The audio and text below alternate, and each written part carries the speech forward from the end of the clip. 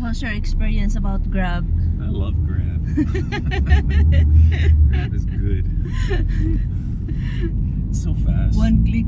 Check. Yeah, like it goes right to your credit card, Mm-hmm. and so it's easy payment, and they're usually right there as long as you're within their limits, kind of thing, where they pick you up. It's immediate. Fantastic. Yeah.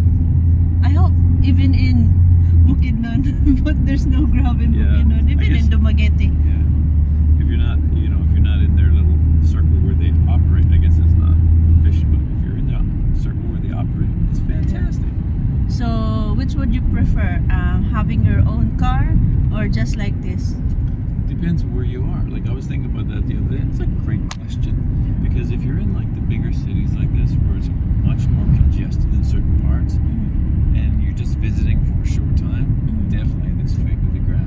But now, if you're living, like if you plan on living in a place, I definitely get the car because I figure it out eventually.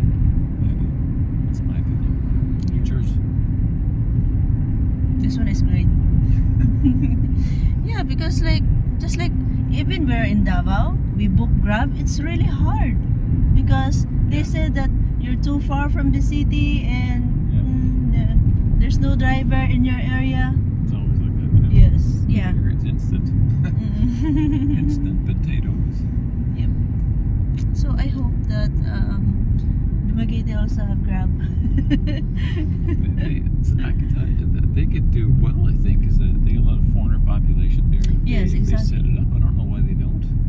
Is there some sort of law? They're that would just prohibit it? doing car rental.